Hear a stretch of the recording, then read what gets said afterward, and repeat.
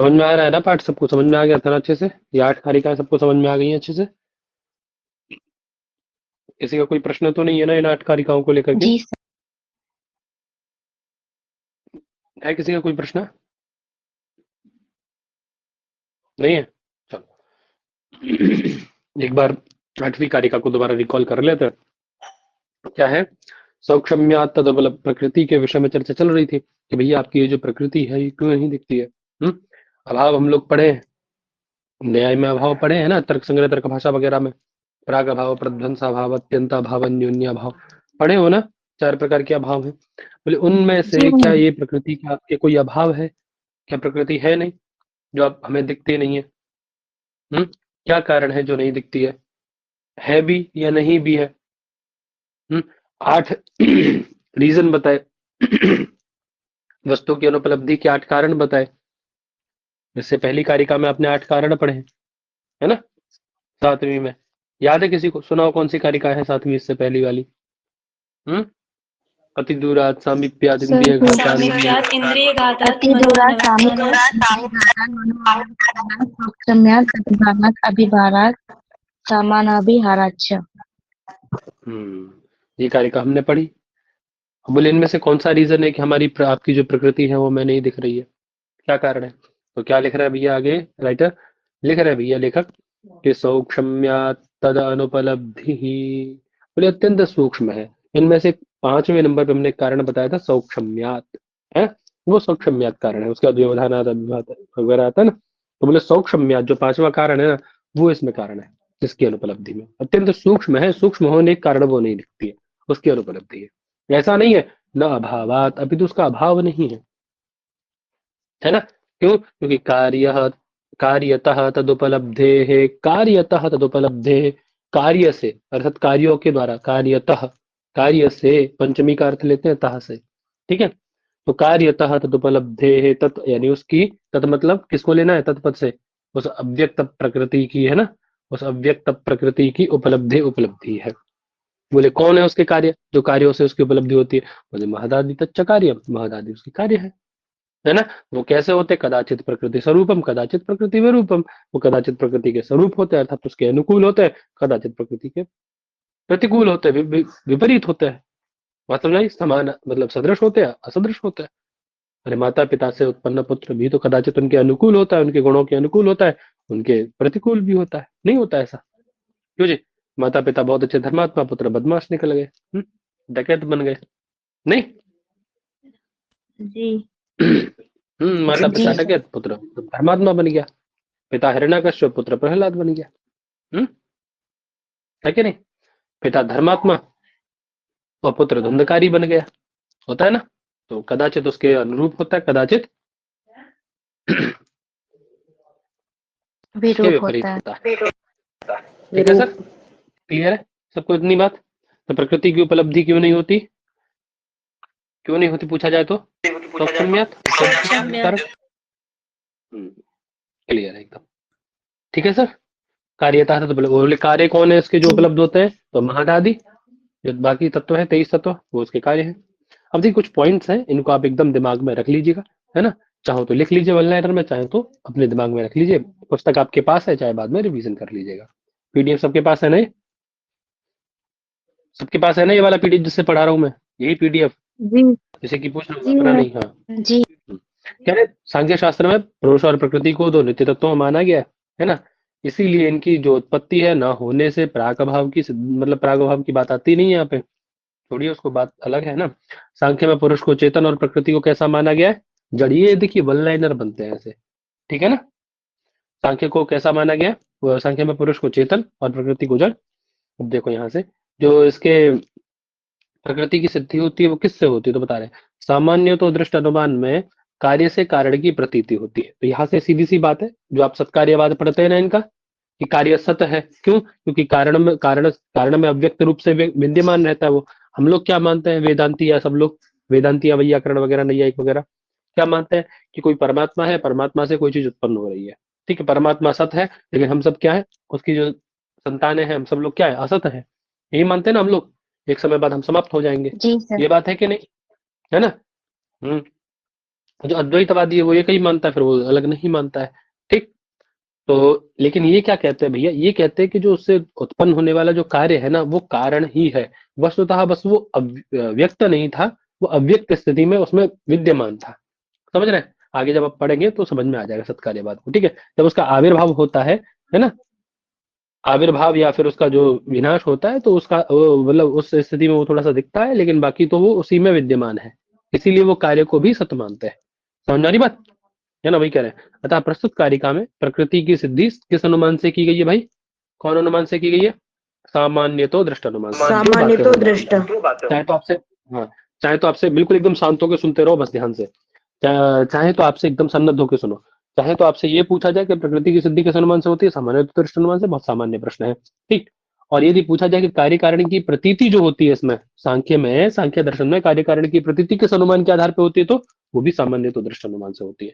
तीन प्रकार के अनुमान पढ़े थे आपने, पूर्ववत, शेषवत, सामान्य तो दृष्ट। तो ना तो पूर्ववत से, न शेषवत से, अपितु किससे होती है? सामान्य दृष्ट अनुमान से। समान क्लियर है तो बात? ठीक है जी। क्यों जी क्यों सर। ऐसा होता है? क्योंकि कार्य से ही हम कारण का अनुमान करते हैं। यहाँ क्या करते हैं हम लोग? सामान्य तो दृष्ट अनुमान में कार्य से, कार्य को देख करके कारण का अनुमान होता है। कार्य को देखकर कारण का अनुमान करते हैं, यही होता है ना सामान्य तो दृष्ट में। कार्य को देखते हैं, है ना, कार्य से कारण की प्रतीति, तो वही तो लिखा है उन्होंने, देखो, है ना। हम देखते हैं महद आदि को, तो हम अनुमान करते हैं प्रकृति नाम की कोई चीज है जो कि इससे, जिससे ये उत्पन्न हुए होंगे। समझ आ रही बात? ऐसे ही वेदांती भी सामान्य इसी अनुमान के द्वारा, वेदांती हो चाहे वेदांती, चलो वो तो शब्द प्रमाण से करते हैं, लेकिन नैयायिक जो है वो इसी अनुमान के आधार पे ही ईश्वर की सिद्धि करता है। हम लोग मानते हैं कि प्रकृति, यहाँ अभी हम लोग सांख्य मान के चलो अपने को, ठीक है, कि हम लोग सांख्य दर्शन पढ़ रहे हैं, इसका मतलब हम लोग सांख्य वाले हैं। ठीक। तो हम लोग यहाँ क्या कर रहे हैं? हम लोग मानते हैं, हम लोग ईश्वर वगैरह को मानते नहीं, तो हम क्या मानते हैं कि भैया प्रकृति नाम की कोई चीज है हमारी, जो जिससे ये सारी चीजें उत्पन्न हो रही हैं, तो वही कारण है। हम्म। तो इतनी बड़ी चीज को कोई सामान्य व्यक्ति तो उत्पन्न कर नहीं सकता था, प्रकृति से उत्पन्न हुई, ऐसे नहीं है, करता है ये काम। ठीक है जी। बात समझ में आ गई सबको? वही कह रहे हैं, क्योंकि महद आदि कार्यों के द्वारा ही उसके कारण यानी प्रकृति की उपलब्धि सिद्ध होती है। तो ये चाहे तो ईश्वर की सिद्धि पूछी जाए, चाहे प्रकृति की सिद्धि पूछी जाए, चाहे कार्य को देख करके कारण के अनुमान की बात पूछी जाए, है ना, चाहे कार्य से कारण की प्रतीति पूछी जाए, सब किससे हो रहा है? ये सब किसी प्रकार से घुमा के पूछ लिया जाए, सामान्य आप तो उत्तर दे दृष्ट पाएंगे? अनुमान। सामान्य तो कितना दृष्ट अनुमान से। कितना भी घुमा के उत्तर पूछा जाए, दे पाएंगे? जी सर। जी सर। जी सर। अब कह रहे हैं भैया देखिए, सांख्य में जो पुरुष है ना, हालांकि प्रकृति का नहीं, अभी तो पुरुष का भी जो अस्तित्व है उसका भी ज्ञान अनुमान के द्वारा ही हम लोग पढ़ते हैं। अभी आगे पढ़ेंगे हम लोग जब पुरुष की अस्तित्व की सिद्धि करेंगे। बोले भैया जिसके लिए ये सब बनाया गया, ये 23 तत्व जिसके लिए, जो इनका उपभोक्ता है ना, जिसको ये मोक्ष कराने के लिए प्रवृत्त होती है, अब वो कौन है? कोई तो है ऐसा व्यक्ति, तो वो पुरुष है। ठीक है। मैं समझ आई? होती तो इसकी सिद्धि उससे है, लेकिन इसमें पुरुष का कोई मतलब कार्य रूपी, जैसे प्रकृति के कार्य महदादि होता है, ऐसे इसका कोई भी कार्य नहीं है। ठीक है जी। अब फिर इसकी सिद्धि कौन कराता है? उसके तो महदादि सिद्धि करा देते कि हाँ प्रकृति है, क्योंकि वो जन्म ले रहे हैं प्रकृति से, तो इसकी सिद्धि कैसे हो जाएगी? तो कह रहे भोग्य रूपा जो प्रकृति है ना, उस प्रकृति का होना ही, कि इसको कोई भोगता तो होगा ना, ये जो प्रकृति, इसको भोगने वाला कौन होगा? तो कोई तो होगा ना, जो भी है वो पुरुष है। बात समझ में आ गई? उसकी उपस्थिति में सिद्धि में सहायक हो जाता है। बात समझ में आ गई? जी सर। क्लियर है जी? है? वही बात आ जाती है आपकी। ठीक। अब वो सब अपना बता रहे हैं, पंचायती कर रहे हैं, अब वही बात कह रहे हैं। देखिए इससे ही, यहीं से उन्होंने सत्कार्यवाद की नींव डाल दी है ना, सत्कार्यवाद की नींव डाल दी उन्होंने। अब आगे सत्कार्यवाद को सिद्ध कर देंगे वो। ठीक। ये जो कारिका पूर्व वाली है इसी में, कि अर्थात उनके अनुसार यही है कि प्रत्येक कार्य जो है वो सत होता है, यानी कार्य की सत्ता है, कार्य सत है। वो कहाँ है? उत्पत्ति से पहले अपने जो भी कारण है उस कारण में विद्यमान रहता है। उसको ना तो आप उत्पन्न कर सकते, ना उसका नाश होता है। समझे? वो केवल उसका आविर्भाव होता है। देखिए उत्पत्ति और आविर्भाव होने में अंतर है पंडित जी, समझ रहे हैं? बात समझ आ रही है?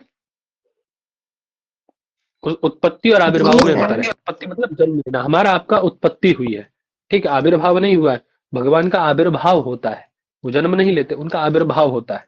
समझे ना? यही अंतर है हम में और भगवान में। समझ गया पंडित जी? ठीक है। ऐसे ही आपका ये कार्य है। कार्य कदाचित इनके अनुसार, इनके ये जो मानते हैं, ये कहते हैं भैया देखो, हमारा जो कार्य है, कार्य वर्तमान मतलब उसमें अंदर में रहता ही रहता है। ठीक है, बस उसको उसका आविर्भाव होता है, मतलब उसको प्रकट किया जाता है, कुछ नहीं होता, वो विद्यमान था उसी में। समझ रहे हैं? है ना? जैसे नारियल में पानी है, अब नारियल में पानी आप क्या लाके डालते हैं क्या अलग से इंजेक्शन से प्रेस किया जाता है? वो तो नेचुरली उसमें रहता ही रहता है ना उसमें, है? बस उसको जी फोड़ फाड़ के बाहर किया जाता है, बस इतना ही तो किया जाता है? इतना ही तो किया जाता है। शमी के काष्ठ में अग्नि विद्यमान रहता है, बस मंथन करके उसको बाहर निकाला जाता है। यही है बात, समझ आई? इसीलिए वो कार्य को सत्य मानते हैं, अर्थात सत्य कार्य है। अब इनसे पूछा गया, किसी व्यक्ति ने पूछा कि भैया ठीक है चलो, जो कार्य को सत्य नहीं मानते हैं, नैयायिक वगैरह है ना, वेदांती वगैरह जो सत्य नहीं मानते हैं, वो कहते हैं कार्य असत्य है। आगे हम लोग पढ़ेंगे कौन सत्य मानता है, कौन असत्य मानता है, कार्य कारण की क्या प्रक्रिया है। तो इनसे पूछा गया भैया कैसे आप सत्य मानते हैं, क्या प्रमाण है आपके पास में सत्य मानने का? कोई प्रमाण है आपके पास, कोई आधार है जिसके आधार पे आप इस कार्य को सत्य मान रहे हैं? क्या आधार है आपके पास इसको सत्य मानने का? स्पीड में तो नहीं चल रहा है ना, सही चल रहा है ना? समझ में आ रहा है विषय? नहीं सर, सही है। जी जी सर। सर आ रहा है। जी सर। तो बोले सत्कार्यवाद को, इसको स्वीकार करने के, कार्य सत्य है अर्थात कोई भी कार्य हमारा सत्य होता है? कार्य असत नहीं होता। जैसे नैयायिक वेदांती क्या कहता है कि कार्य असत है। परमात्मा देखिए, कार्य कारण आप लोग जानते ही होंगे, उसको तो मुझे बताने की जरूरत भी नहीं है। अभी जरूरत है क्या कार्य कारण को बताने की? चलो जो लोग नए हैं वो नहीं समझ लो। सर। देखो, कोई भी कारण होता है और कोई एक कार्य होता है। ठीक है, जैसे सपोज दैट परमात्मा क्या है, इस सृष्टि का कारण है, और ये सृष्टि क्या है, उससे उत्पन्न जो हो रही है, जितना हमें दिख रहा है सब प्रपंच, ये सब कार्य है। ठीक है, अब ये कार्य कैसा है? ये तो एक दिन प्रलय होगा, महाप्रलय होगा, कार्य क्या हो जाएगा, नष्ट हो जाएगा ना। हम लोगों के अनुसार तो क्या होगा, ये सृष्टि नष्ट होगी ना एक दिन। लेकिन क्या परमात्मा नष्ट होता है? परमात्मा तो हमेशा रहता है ना नहीं। विद्यमान, नहीं। है ना? वही रहता है ना, जी। वो तो विद्यमान रहता है। हम्म, ठीक है। हिरण्य जी गर्भ सर। समवर्तता से जाता है पति एकासित, पढ़े हो ना वहां पे? हम्म, सहस्राक्ष सहस्त्रपाद, जी सृष्टि के सर। आरंभ में ही, है ना? तो कारण तो रहता है, लेकिन इनका मानना ये है, ये जो है सांख्य वाले, ये कहते हैं ये देखो कार्य भी नष्ट नहीं होता। वस्तुतः कार्य क्या था? कार्य न तो उत्पन्न हुआ है और ना ही नष्ट होगा। ठीक है, कार्य क्या है इनके अनुसार? सत है। जो उत्पन्न हुआ है वो नष्ट होगा, ये कहते हैं कि उत्पन्न होता ही नहीं कार्य, कार्य जो है कारण में विद्यमान रहता है। बस ये इनका कहने का मतलब है कि जो भी प्रकृति है ना, नेचर अपने अंदर उसको तिरोभाव मतलब अपने अंदर समाहित किए रहता है। बस एक समय आता है कि वो उसको खोल देता है, स्पष्ट कर देता है चीजों को। बात समझ में आ रही है? कहीं ना कहीं लॉजिकली यदि आप सोचो साइंटिफिकली, तो ये चीजें इनकी सच लगती है कि नहीं? यदि लॉजिकली आप सोचने लग जाओ तो कोई भी दर्शन आप यदि ऐसा पढ़ के उसमें कमी न निकालने की दृष्टि से पूर्वाग्रह से मुक्त होकर के यदि पढ़ो, तो आपको सच लगेगा बिल्कुल वो।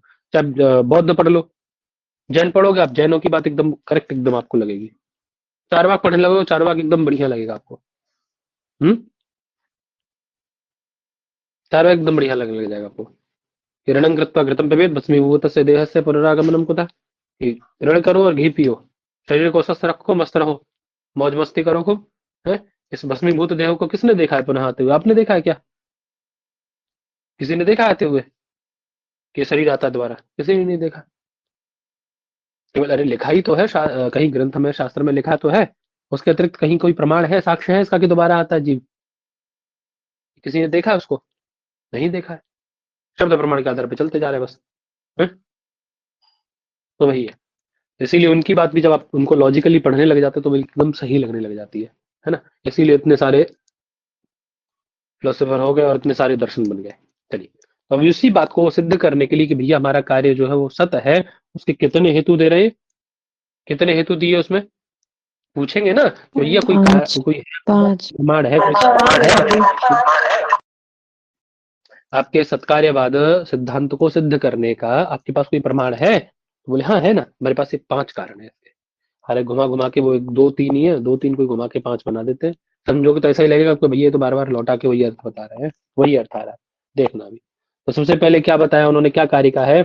बोले असद कारणाद उपादान ग्रहणात् सर्वसंभा संभवा भावात् शक्तस्य शक्य करणात् कारण भावाच्च सत्कार्यम।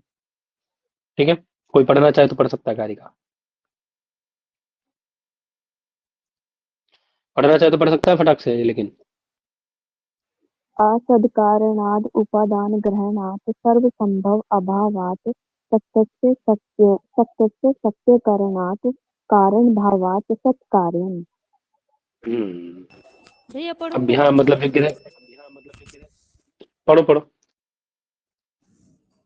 असदकरणात् उपादान ग्रहणात् सर्वसंभवाभावात् सत्यस्य सत्यकरणात् कारण भावाच्च सत्कार्यम्। बढ़िया, बहुत सुंदर। चलिए, सबसे पहले उन्होंने कारण बताया। सबसे पहले जो मतलब वो उन्होंने लॉजिक दिया। सबसे पहला लॉजिक क्या दिया उन्होंने? असत अकरणात्। सबसे पहले क्या दिया? असत अकरणात्। क्या है पंडित जी? असत अकरणात्।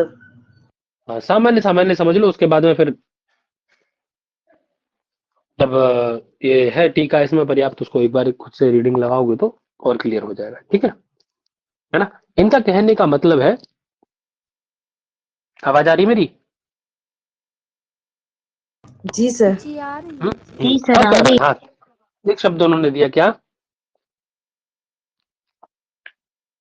अकरणात्। तो एक इसके लिए बहुत अच्छा आपको मैं वहां लेके चलता हूँ, क्योंकि वहां से जो व्याख्या है वो पूछी जाती है, तो वहां से दिखा देंगे एक बार। हालांकि उसको मैं बाद में पढ़ाने वाला था आपको, लेकिन एक बार वहां से दिखा दूं तो ज्यादा अच्छा रहेगा ना। कहाँ गया वो? ये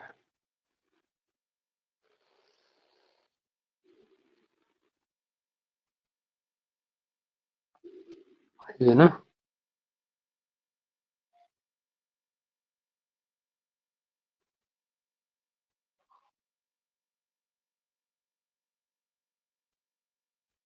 अरे कहाँ गया?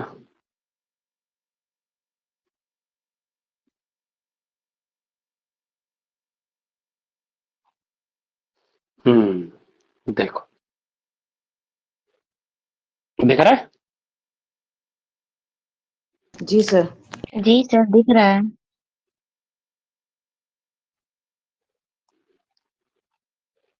स्पष्ट दिख रहा है ना? समझ में आ रहा है ना? देखिए क्या कह रहे हैं। सत्कार्यवाद को सिद्ध करने के लिए जो आचार्य हैं, सत्कार्यवाद को सिद्ध करने के लिए सांख्य के जो आचार्य हैं, वो कितने हेतु देते हैं? 5 हेतु देते हैं। ठीक, कौन से? बोले असदकरणात्, उपादान ग्रहणात्, सर्वसंभवाभावात्, वही सब है ना? असदकरणात्, सबसे पहला क्या है? असद अकरणात्। क्या है? न सत असत, सबको पता है। कह रहे असतो अकरणम तस्मात् सत्कार्यम, अर्थात असत अकरणम, जो कार्य है ना, जो कार्य है वो अपने करण यानी कारण में सत रूप से विद्यमान रहता है। बात समझ में आ गई? आवाज आ रही मेरी? जी सर। हम्म? जी अर्थात जब कार्य की उत्पत्ति होती है वस्तुतः, है ना, जैसे मान लीजिए अभी आपने एक वृक्ष है, अब वृक्ष में से आपने क्या बनाया? कोई किसी ने वृक्ष में से ला करके वो बना दिया, कुर्सी वृर्सी बना दी कुछ, है ना, कुर्सी मेज वेज। तो कार्य क्या हुआ? वो कुर्सी मेज हो गई ना। ध्यान समझना इसको ध्यान से। ठीक, कार्य क्या हो गया? कुर्सी मेज हो गई ना। तो क्या वो कुर्सी मेज, इनका कहने का मतलब ये है कि वो कुर्सी मेज जो है वो पहले से विद्यमान थी अपने उस वृक्ष में, वृक्ष रूपी कारण में। समझे बेटे? और वो सदरूप में विद्यमान थी। ठीक, बात समझ में आ रही है ना? अब लोग क्या, और जो दार्शनिक है, अन्य जो दार्शनिक, चाहे वो ये जो सांख्य वेदांती जो है, या सांख्य जो है, नैयायिक जो है, वो क्या कहते हैं कि भैया जो कार्य है वो असत होता है। कार्य कैसा होता है? असत होता है। अब इनका कहने का असत। मतलब ये कि असत अकरणात्, अर्थात जो हमारा करण है वो कैसा है? कारण सत है या असत है? यदि कारण असत है ना, तो कार्य असत हो सकता है। ठीक है? अरे जो, यदि का यदि कारण असत है तो कार्य असत होगा। ठीक है? लेकिन कार्य असत है तो उससे सत्कार्य की ही उत्पत्ति होती है। समझे पंडित जी? अब क्योंकि हमारा जो करण है वो सत नहीं है, वो सॉरी असत नहीं है, वो सत है, इसीलिए हमारा कार्य भी सत होगा। समझ रहे? अकरणम असतः, है ना, जो अकरण है, जो अकरण है वो असत है। कैसा है पंडित जी? असत है। आवाज आ रही है? जी सर। है। जी भैया। समझ में आ रहा है ना? ठीक है। सर कोई बात है, कुछ चिंता मत करो, ऐसा घबरा मत, ठीक है। वही बात कह रहे हैं, लेकिन नीचे पढ़े के जवाब कह रहे कार्य अपने कारण में सतरूप में विद्यमान रहता है। जो भी कार्य है वो अपने कारण में विद्यमान रहता है सतरूप से ही। मैंने आपको बताया था, कह रहे असत अकरणात् का तात्पर्य है कि कार्य अपनी उत्पत्ति के पूर्व, जब कार्य की उत्पत्ति हो रही है उससे पूर्व वह अपने कारण में असत था। अब सांख्याचार्य कहते हैं कि जब वह कार्य कारण में असत है तो उसकी उत्पत्ति हो ही नहीं सकती। मतलब कोई भी, वही मैंने बताया आपको, देखिए, जब कार्य कारण में असत रूप से विद्यमान है, जब वो है ही नहीं, उसकी सत्ता ही नहीं है, तो उसकी उत्पत्ति होगी कैसे? समझ आ रही बात? जी यदि सर। जैसे यदि रोटी आटे में नहीं रहेगी तो रोटी उत्पन्न होगी क्या? नहीं उत्पन्न होगी। सपोज दैट मातृगर्भ में यदि बालक नहीं रहेगा तो वो जन्म ले सकता है क्या? जन्म कब लेगा? जब मातृगर्भ में होगा। जी हम्म। सर। तो वैसे ही है। हाँ, जी जब सर। मतलब घट से पहले यदि मृत्तिका में घट विद्यमान नहीं होगा तो आप घट बना सकते हैं। अर्थात इनका कहने का मतलब यह है कि मृत्तिका में घट पूर्व से विद्यमान रहता है, बस उसकी आप उसका आविर्भाव कर देते हैं। उत्पत्ति नहीं होती, उसका आविर्भाव होता है बस खाली। ठीक है। इसी से हम कह सकते हैं तस्मात् जी। सत् कार्यम्। अतः कार्य कैसा है? सत होता है, वो पूर्व से विद्यमान है, उसकी उत्पत्ति नहीं हो रही। कहने का मतलब उनका ये है। समझ में आ गई बात? बात समझ में आ गई जी। ना? सर हम्म? कार्य असत होगा तो कारण क्योंकि भी असत होगा। जी हाँ, सर। मतलब ये अरे एक सिंपल सी बात समझ लो। म्यूट करो भाई। ये एक बात दिमाग में लगा लो कि जो अविद्यमान वस्तु है, अर्थात जो है ही नहीं, उसको आप उत्पन्न कहाँ से कर सकते हैं? उत्पन्न कर सकते हैं क्या? जो असत है, जो सत है ही नहीं, असत मतलब जो है ही नहीं, अविद्यमान है ना, उस असत को आप बना सकते हैं, उत्पन्न हो सकता है क्या? हो सकता है नहीं वह? सर। हाँ, तो भी क्या असतो नहीं सर। अकारणम। असत जो वस्तु है वो अकर्ण होती है, अर्थात उसका कोई उत्पत्ति नहीं होती। समझे पंडित जी? क्लियर हुई बात? जी सर। इसीलिए, हाँ, जी इसीलिए सर। कह रहे हैं। सबको क्लियर हो गया होगा अभी, है ना? अर्थात क्योंकि असत वस्तु की उत्पत्ति नहीं होती तो उत्पत्ति दिख रही है, हमें घट दिखाई दे रहा है, हमें वो चीज विद्यमान है हमारे सामने। तो अतः कार्यम सत, सत कार्यम, कार्य सत होता है। क्लियर है पंडित जी?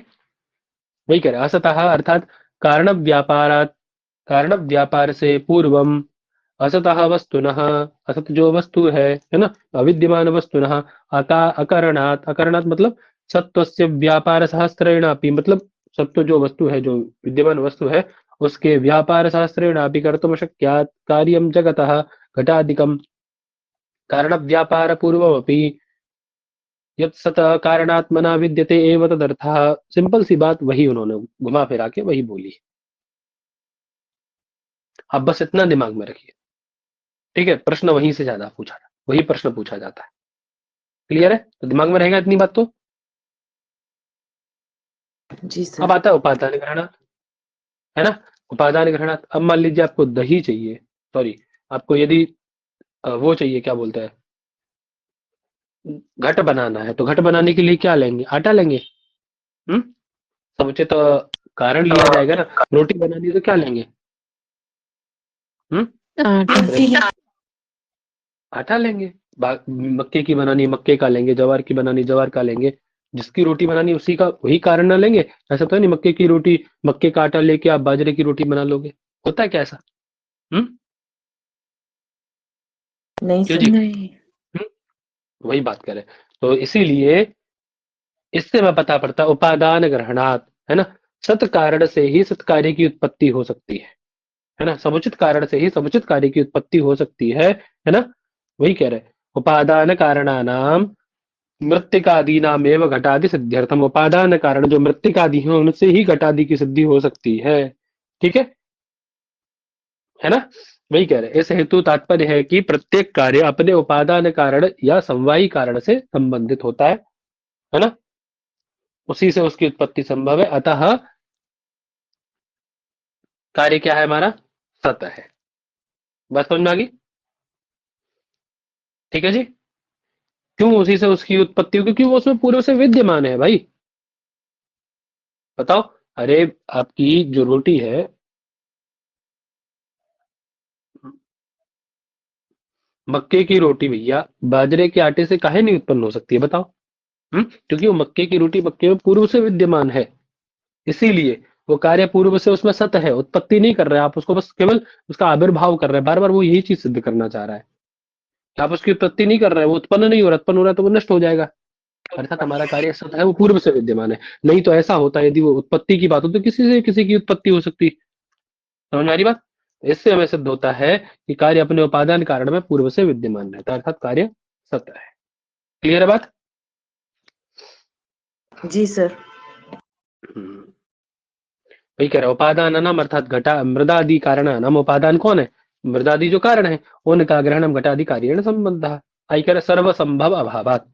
अब देखिए, सब कुछ से सब कुछ संभव नहीं हो सकता, सर्व संभव अभावात। बात समझ में आ गई? सर्व संभव अभावात, ठीक है। यदि हम ये ना कहें कि कार्य सत्य नहीं है, बात समझिएगा, है ना।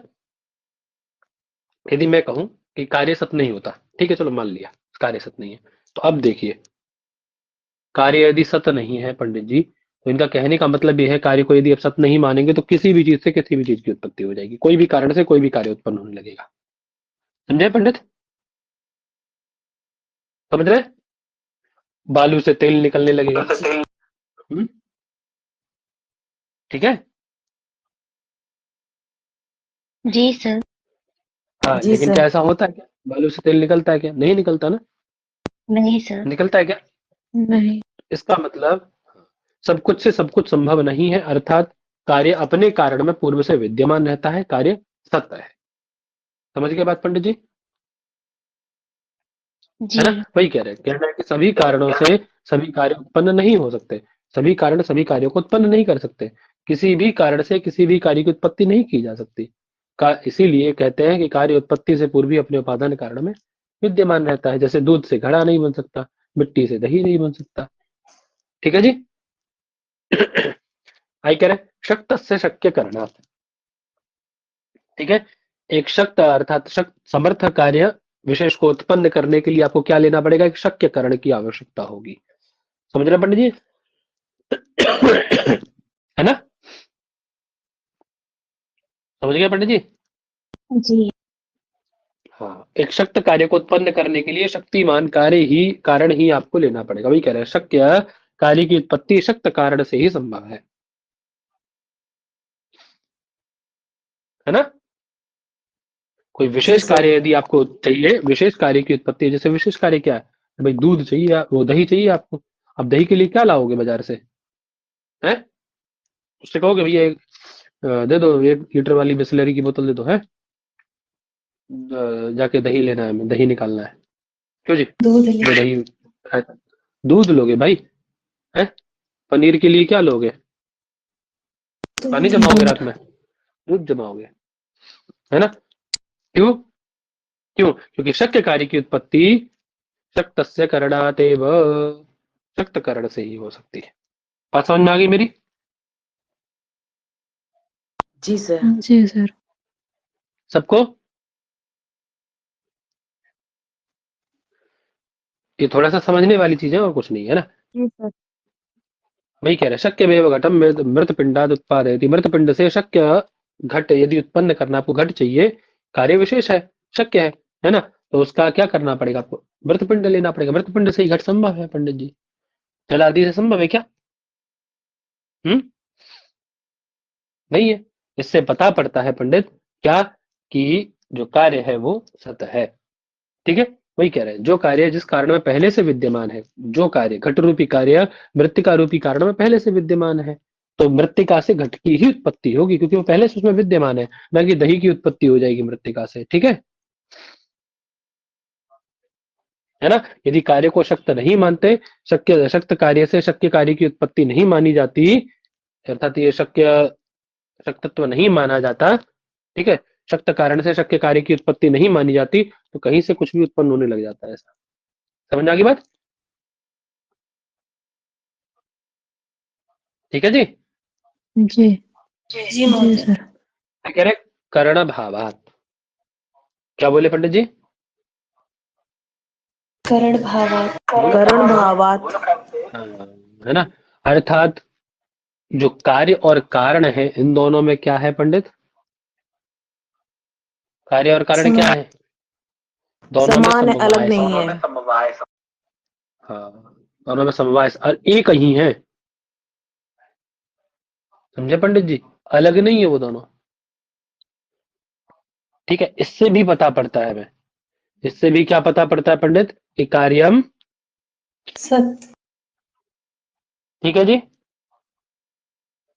एक दूसरे के क्या है? कार्य जी। कारण दोनों, कार्य कारण दोनों एक दूसरे के क्या है? पूरक है। सापेक्ष है परस्पर। क्या है परस्पर? एक दूसरे के सापेक्ष है। सापेक्ष। ठीक है जी। इससे भी क्या पता पड़ता है हमें? कार्य सत होता है।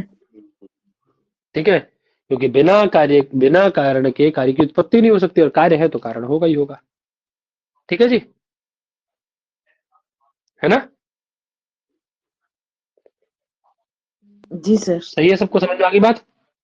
इतनी बात समझ में आ गई सबको? जी सर, आ गई। अब जब आप उससे बुक से पढ़ोगे अपने आप से एक बार हिंदी टीका, तो आपको क्लियर हो जाएगी सारी चीजें। ठीक है जी, जी जी सर। है ना। सर। वही बात कह रहे हैं, देखो नीचे वाली जो हमने कही थी, सांख्य शास्त्र के अनुसार ना तो किसी वस्तु की उत्पत्ति होती है, ना ही विनाश होता है। अभी तो उत्पत्ति उसका अपने कारण से आविर्भाव होता है, और विनाश उसका पुनः अपने कारण में तिरोहित। आविर्भाव और तिरोहन, ये दो ही काम होते हैं। उत्पत्ति और वो सब कुछ नहीं होता उसका। समझ में आ गई बात भैया? ठीक है, वो सब एक्सप्लेन किया, उसको जी देख सर। लीजिएगा अपने आप से। ये सब दिया है ना, देखो एक एक करके एक्सप्लेन किया सबको। ठीक है, ठीक है जी। जी सर। जी।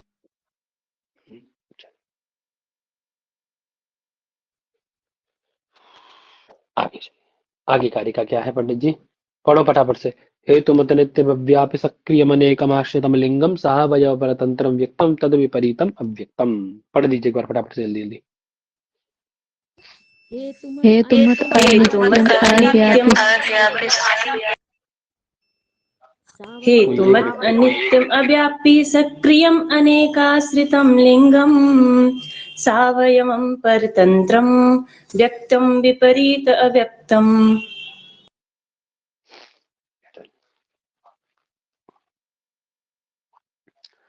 अब देखिए, अभी आपने सत्कार्यवाद को थोड़ा बहुत तो समझा ही होगा, धीरे धीरे और देखेंगे तो समझ में आ जाएगा। पहले अपने आप से समझने का प्रयास करिए, ना समझ में आए फिर पूछ लीजिएगा। ठीक है, ठीक है जी। जी सर। आवाज आ रही है मेरी? आ रही है। आ रही है सर। जी सर, आ रही अब जो है। आपकी अव्यक्त है, हाँ, अब जो अव्यक्त है, ठीक है, उसके विषय में और व्यक्त में दो चीजें थी ना, तीन चीजें थी आपकी, व्यक्त अव्यक्त और ज्ञ। प्रकृति। जी हाँ। ठीक है, अभी, हाँ, अभी ज्ञ को नहीं पकड़ रहे हैं, अभी व्यक्त और अव्यक्त में चर्चा चल रही है। ठीक है, बोले ये व्यक्त अव्यक्त में क्या अंतर है, भेद क्या है इन दोनों में? कोई तो अंतर होगा ना।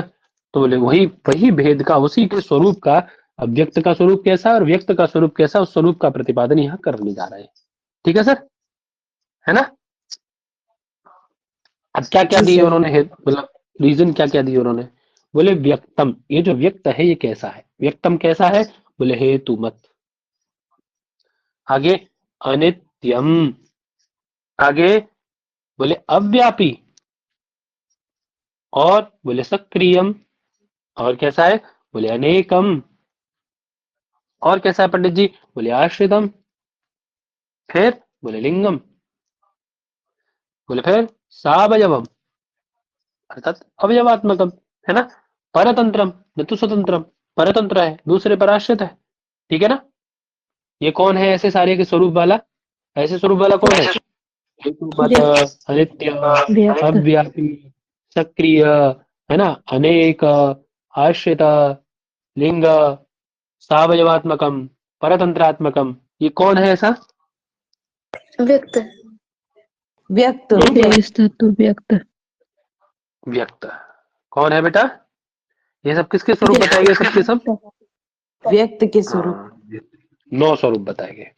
अब बोले फिर और फिर भैया आप तो बोल रहे थे व्यक्त अव्यक्त दोनों को बताएंगे, हैं?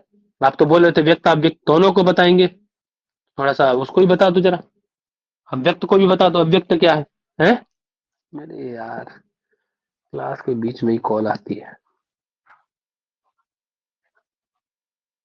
फोन तो नहीं उठाते, व्हाट्सएप कर रहे हैं। अब कह रहे तद विपरीतम अव्यक्तम, इसके विपरीत जो है, इसके विपरीत ये जो बताए जितने के जितने 8 9, व्यक्त के इनके विपरीतम अव्यक्तम, इनके विपरीत जो है वो कौन है? अव्यक्त। इनके विपरीत। बात समझ में आ गई? जी मेरी बात क्लियर हुई आपको? है जैसे जी हेतु मत सर। कहा, इसके विपरीत क्या हो जाएगा? हेतु मत हो जाएगा। ठीक है जी, है ना? अनित्यम कहा तो अव्यक्त कैसा हो जाएगा आपका? नित्य हो जाएगा। वो अव्यापी है तो ये कैसा हो जाएगा? व्यापी हो जाएगा। व्यापी। प्रकृति व्यापक है ना? ये सक्रिय है तो वो कैसा हो जाएगा? निष्क्रिय हो जाएगा। ये अनेक है, अनेक हो जाएगा। म्यूट कर लो यार, बार बार अनम्यूट ना करो, आप ही बोल लो, फिर मैं ना बोलूं तो बोलता हूं तो बोलते नहीं हो। ये सक्रिय है आपका व्यक्त, वो कैसा हो जाएगा? अव्यक्त कैसा हो जाएगा? निष्क्रिय हो जाएगा। व्यक्त कैसा है? व्यक्त कैसा है? अनेक है। अव्यक्त कैसा हो जाएगा? एक हो जाएगा, है ना? व्यक्त कैसा है? आश्रित है। ये कैसा हो जाएगा? निराश्रित, क्योंकि भैया व्यक्त किस पे आश्रित है? महद आदि किस पे आश्रित है? अव्यक्त यानी प्रकृति पे आश्रित है ना? और ये कैसा हो जाएगा पंडित? अनाश्रित हो जाएगा, है ना? वो लिंग है, लिंगात्मक है। ठीक है, ये कैसा हो जाएगा? हम्म ये कैसा हो जाएगा? हाँ, है ना? ऐसा व्यक्त स्वरूप अव्यक्त है, इसीलिए नाम उसका अव्यक्त है। उसको व्यक्त करिए, लिंग मतलब चिन्ह, कोई ना कोई व्यक्त करने का चिन्ह होगा उसका, है ना? वो दिखता है, उसको रिप्रेजेंट किया जा सकता है ना? अरे महद आदि व्यक्त है, हम लोग पढ़े हैं ना अभी पीछे कारिका में, तभी तो इसका नाम, क्योंकि अलिंग है। ये जो अव्यक्त है ये कैसा है? अलिंग है, अर्थात इसकी आप इसको नहीं देख सकते, इसीलिए तो इसका नाम अव्यक्त है। और वो लिंग उसका चिन्ह है, इसीलिए व्यक्त कहा गया। अभी कह रहे सावयवात्मक, उसके पास अवयव है, और ये अव्यक्त कैसा हो जाएगा? निरवयवात्मक हो जाएगा, इसका कोई अवयव नहीं होगा। ये कैसा है? ये परतंत्र है, ये आश्रित है अव्यक्त पे। ये कैसा है? स्वतंत्र है। तो अंतर समझ में आ गया दोनों में? क्लियर अंतर कितने जी हैं, सर, आ कौन गया। कौन से हैं? कोई कंफ्यूजन नहीं होना चाहिए। चलिए, अब वो सब दिया एक एक करके देखो, हेतु मत क्या है ना? और अव्यापी क्या है, चाहे तो आप अपने से पढ़ सकते हैं इसको, बहुत अच्छी ग्रंथ है। सर लिंग का एक बार फिर से बता दीजिए, लिंग का क्या अर्थ है? भैया लिंग मतलब चिन्ह, चिन्ह, चिन्ह। स्त्रीलिंग, पुल्लिंग, नपुंसकलिंग का मतलब क्या होता है? हैं? क्या होता है लिंग का मतलब? चिन्ह, अलिंग हो प्रतीक, जाएगा। चिन्ह। ठीक है, अब क्योंकि वो व्यक्त है, तो व्यक्त है तो उसका लिंग होगा, है ना? महद आदि दिखाई देते हैं आपको, दिखते हैं ना? महद, अहंकार वगैरह सब, ये सब एकादश इंद्रियां सब दिखते नहीं दिखते हैं? बताओ, व्यक्त रूप में दिखते हैं, व्यक्त है ना वो सब। और प्रकृति कहाँ है? प्रकृति दिखती है क्या? प्रकृति दिखती है क्या? अलिंग है, वो नहीं दिखती है, इसीलिए उसका नाम क्या रख दिया? अलिंग रख अलिंग। दिया है। क्लियर है? ठीक है, देखो दिख रहा है, मूल प्रकृति कैसी है? अव्यक्त है। व्यक्त क्या है? तो ये सब है ना।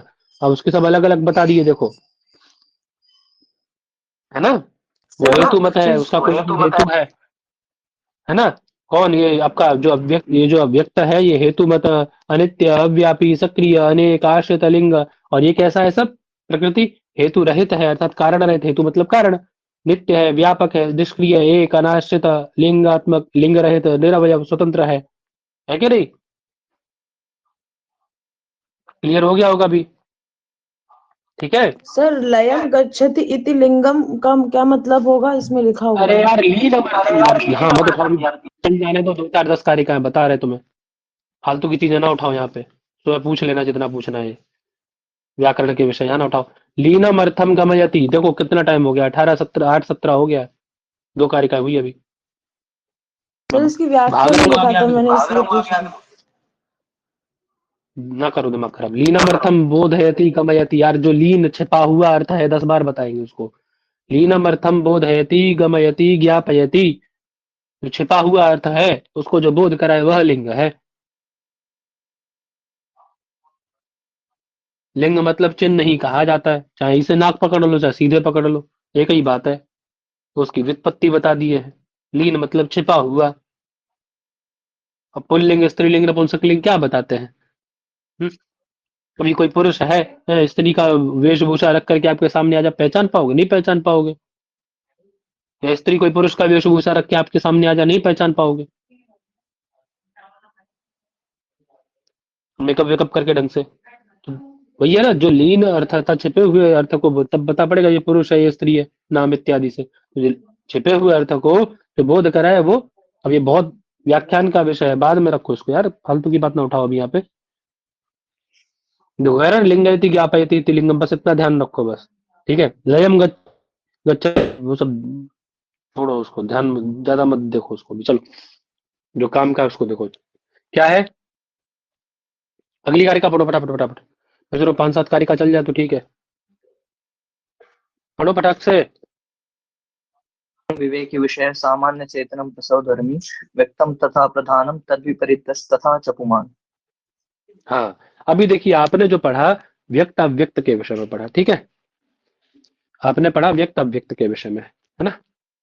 अगर नहीं जाएंगे आगे कारिका तो आप ही कहोगे भैया तो 1-2 कारिका चूरन चटनी बांट के बस चले जाते हैं 1.5 घंटे बोल के। 1.5 घंटे भी बैठे, 2 घंटे बैठे और पाठ चला नहीं बिल्कुल, तो क्या लाभ है उसका? कोई लाभ तो हो ना, तो सर पाठ चले व्याख्या आराम में से। थोड़ा सा दिख गया इसलिए मैंने पूछ लिया, बस हमको लगा पता नहीं क्या है। अरे मैया बहना बिटिया सब बताएंगे, आएगा समय सब बताया जाएगा, आगे आएगा पाठ में तो बताएंगे बिल्कुल, एक एक चीज बताएंगे, ठीक है। अभी जो है उसको खींचने दो बस थोड़ा सा। क्या है तो देखो, इससे पहले आपने जाना अव्यक्त और व्यक्त के विषय में। अव्यक्त क्या है व्यक्त क्या है, जाने ना भी। हेतु मत नित्य व्यापी, ये 10 नंबर कारिका ने ये सारी चीजें बताई आपको। अभी जो कारिका आ रही है जी, अब अव्यक्त और व्यक्त को एक जगह रख लिया इसने। इसने क्या कर दिया पंडित जी, जो अव्यक्त और व्यक्त के मध्य की दीवार थी उसको समाप्त करके इसने अव्यक्त व्यक्त वर्सेस क्या कर दिया, जिया यानी पुरुष, ये वाला फाइट चल रही है ना। कि अर्थात ये अव्यक्त व्यक्त पृथक है, क्यों? पुरुष से। पुरुष अलग है और ये अव्यक्त व्यक्त अलग हो गए, ठीक है। पहले व्यक्त व्यक्त वर्सेस अव्यक्त हुआ 10 में, अब यहाँ क्या हो गया, अव्यक्त व्यक्त एक तरफ है और उनका विरोधी कौन है, जिया। विरोधी नहीं है मतलब वो क्यों अलग है ऐसा बताया जा रहा है, ठीक है। वो समझाने के लिए बोल रहा हूं मैं। क्या कारण है कारिका में, तो पढ़िए देखिए क्या कह रहे हैं। बोले व्यक्तम तथा प्रधानम, व्यक्त और प्रधान है। कैसे है व्यक्त और प्रधान? तो बोले त्रिगुणम, त्रिगुणी है, अर्थात तीनों गुणों में विद्यमान रहते। 3 गुण मतलब सत्व रजतम इत्यादि 3 गुण वाले हैं, ठीक। अविवेकी अर्थात इनके अंदर अपना विवेक नहीं है, है ना, ठीक है। अविवेकी, अब कैसे अविवेकी वो आगे का विषय है ना। अविवेकी हमारे वाला विवेक है, बुद्धि वाला विवेक है, या कुछ और है, क्या है वो आगे का विषय है, ठीक है। और कैसे हैं? बोले विषयी यानी विषय वाले हैं, ठीक है। अर्थात विषयी है, सामान्य शब्दों का भी ज्ञान रखो, है ना, एक्सप्लेन बाद में करेंगे। आगे क्या कह रहे हैं, सामान्यम, और कैसे है, सामान्य है, ठीक है। और कैसे है, अचेतनम, ठीक है। और कैसे है, बोले प्रसव धर्मी, प्रसव धर्मी है, अर्थात किसी चीज को नया उत्पन्न करने में सहायक है। देखा होगा आप लोगों ने कि नई नई चीजें इनसे उत्पन्न होती है, प्रकृति से मध मात्स्यंकार इत्यादि सब उत्पन्न कर रहे हैं एक दूसरे को, तो वे प्रसव धर्मी की भी है, अर्थात उत्पन्न करने में समर्थ है, शक्त है, ठीक है। कौन है ऐसे, ऐसे कौन है? प्रकृति व्यक्त और अव्यक्त। ये 6 धर्म वाले, ये 6 धर्म जो है किसके हैं, व्यक्त और अव्यक्त दोनों के, न केवल व्यक्त के न केवल अव्यक्त के, अपितु दोनों के हैं, व्यक्त अव्यक्त दोनों के, ठीक है। अब इससे विपरीत तद विपरीत तथा अपमान, इससे विपरीत जो चला गया वो कौन है पंडित जी, पुरुष हो जाएगा। अर्थात यहाँ ये दोनों त्रिगुणी है तो वो अत्रिगुणी हो जाएगा ना, त्रिगुण रहित हो जाएगा। ये अविवेकी है वो विवेकी हो जाएगा, ये विषयी है वो अविषयी हो जाएगा, ठीक। ये सामान्य है वो असामान्य हो जाएगा, ये चेतन है वो, ये अचेतन है वो चेतन हो जाएगा, ये प्रसव धर्मी है वो अप्रसव धर्मी हो जाएगा। क्लियर है? चाहे ऐसे पूछा जाए, चाहे इनके सबके आगे नए का अन्वय करके पूछा जाए तो कोई दिक्कत नहीं होगी बताने में, बता पाएंगे। यदि सबके आगे जी नए सर। का अन्वय करके भी पूछ लिया जाए तो बता पाएंगे ना? असामान्य अचेतन अप्रसवधर्मी ऐसा करके पूछ, अप्रसवधर्मी ऐसा पूछ लिया जाए तो बता पाएंगे? हम्म जी अरे सर बोलो यार बता दो। फटाक से। यदि पूछ लिया जाए असामान्य अचेतन अप्रसवधर्मी, ऐसा करके सीधा एकदम मिला के एक शब्द दे दिया जाए, है असामान्य असामान्य चेतनम, अरे असामान्य, अरे अचेतन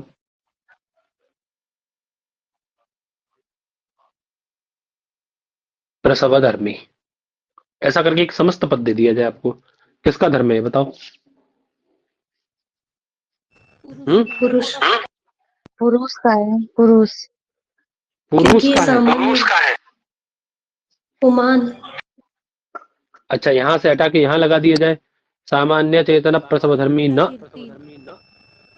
व्यक्त व्यक्त का है। तब भी ज्ञ का पुरुष। तब भी वही होगा। है ना?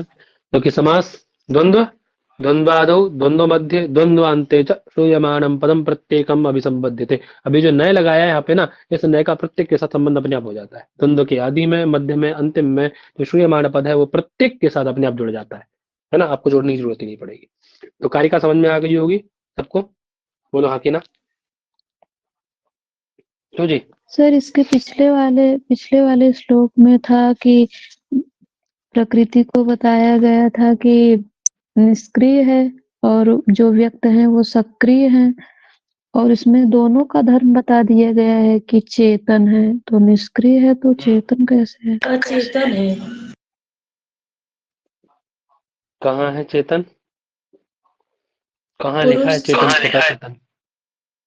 जैसे सर मान लीजिए अचेतन है, तो पिछले वाले में तो था कि व्यक्त जो है वो सक्रिय है, हम्म तो जो सक्रिय है तो अचेतन क्या था? कैसे? दोबारा बोलो, लक्षण बोलो पूरा।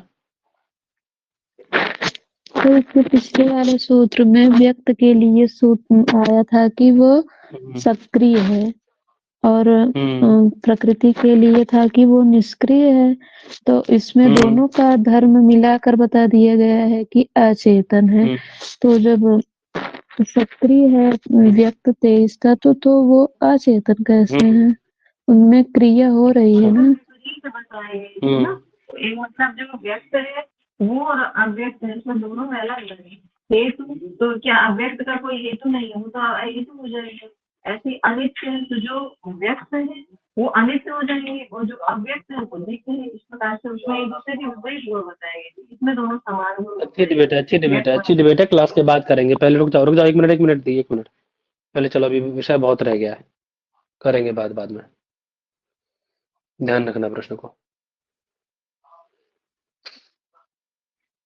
नहीं फिर रह जाएगा आज 10 रूपक शुरू होने से।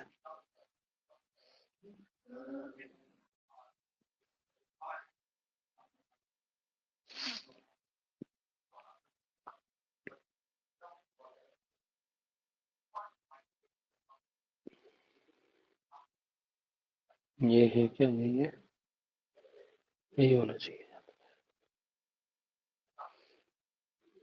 यही है।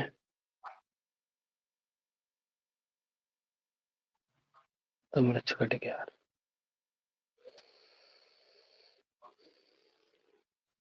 एक मिनट देखने दीजिए भाई।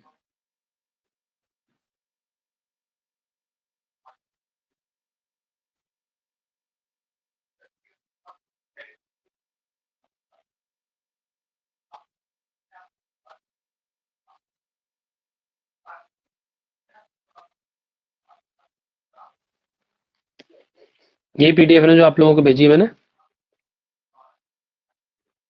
जी।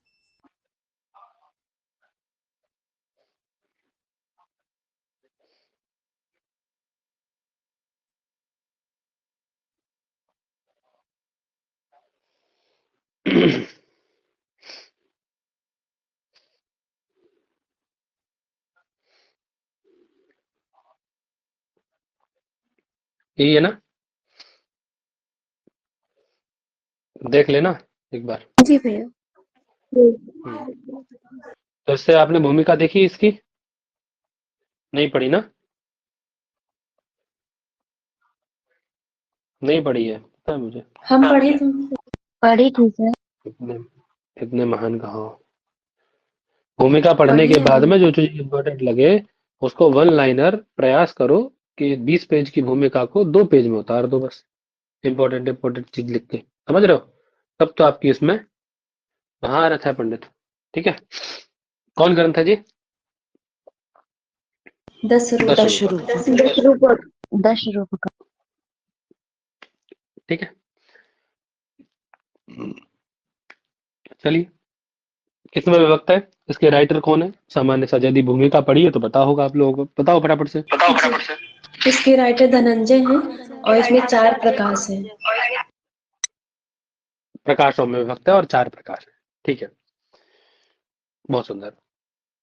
और क्या क्या है प्रकाशों में इसके, पता है? जी। हम्म पहले में क्या बोल? मतलब मंगलाचरण है, फिर पंच अर्थ प्रकृतियां हैं, पंच ज्ञान क्षमता महोदय, पंच अर्थ प्रकृतियां हैं और पंच कार्य अवस्थाएं हैं और पंच कार्य अवस्थाएं, पंच संधियों के बारे में बताया गया है। अभी उनके मतलब 64 उनके मतलब अंग बताए गए हैं संधियों के। ये ध्यान रखना, देखो ये पूछ रहा हूँ जो मैं ना, ये सब प्रश्न वाली चीजें हैं। ठीक है, पूछ लिया जाएगा कौन से प्रकाश में नायक आदि के गुण बताए गए हैं, नायिकाओं के गुण कहाँ बताए गए हैं, है ना? ये भारतीय वृत्ति इत्यादि वृत्तियों की चर्चा कहाँ पे की गई है? ठीक है ना? ये नाटक नाटिका वगैरह भाड़ प्रहसन इत्यादि का वर्णन कहाँ मिलता है? ये सब पूछ लेगा आपसे। विवाह वनभाव इत्यादि व्यभिचारी भाव इत्यादि जो भाव है आपके, है ना, इन सब का वर्णन कहाँ है? रस का लक्षण कहाँ मिलता है, कौन से प्रकाश में? ये सब ऐसे प्रश्न बनते हैं। ठीक है पंडित जी, रस सिद्धांत का विवेचन कहाँ है ना? समझ गए? चतुर्थ प्रकार। तो ये सब चीजें, हाँ ये, जी हाँ बेटा ये सब ध्यान रखने वाली चीजें हैं। तो एकदम अच्छे से ये सबको समझे रहना। ठीक है? जी जी भैया। चलो,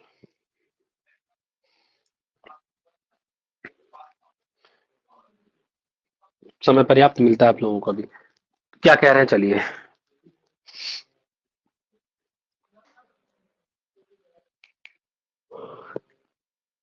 यह सदाचारम धनिकृत जो अवलोक टीका है उसको लिया है इन्होंने, है ना? उसका हिंदी हिंदी व्याख्या जो भी है अपनी,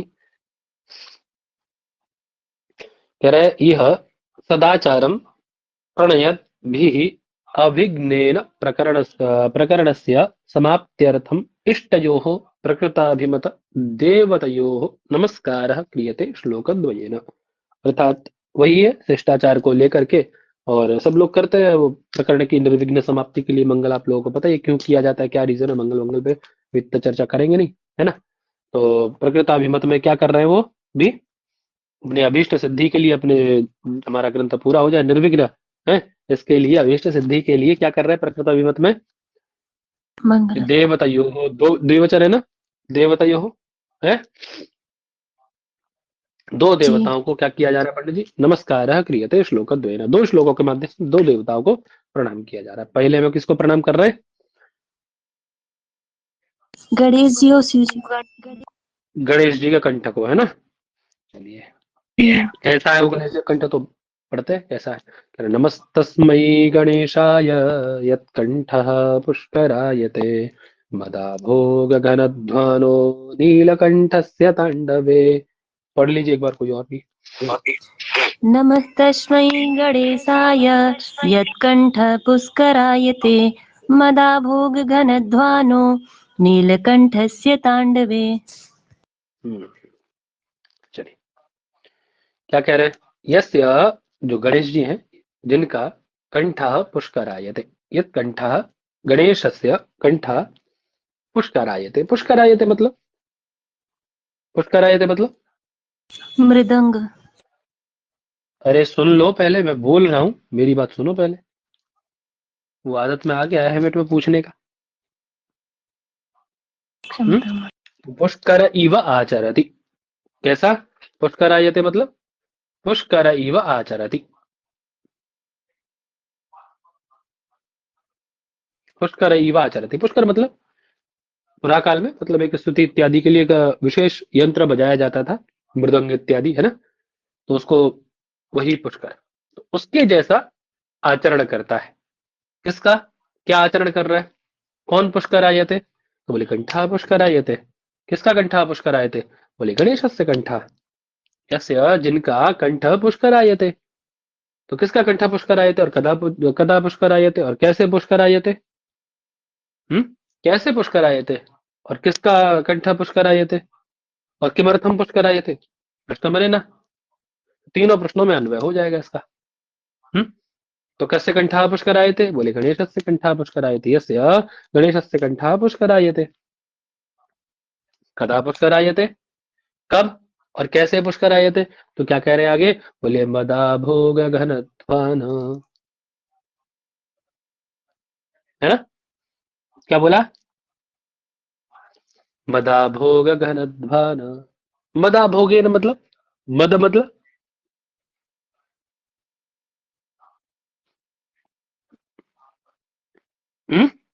मद मतलब भैया बोलिए, अब बोलो, अब बोलोगे नहीं जो पूछा जा रहा है, बोलो। जो हाथी के सिर में मद रहता है, गंड। और कोई?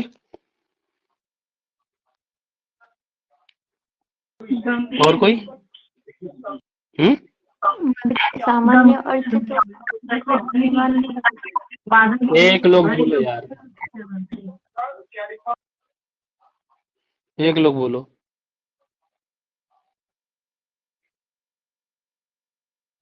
बोलो, एक लोग बोलो, कोई दो लोग ना बोलो एक साथ।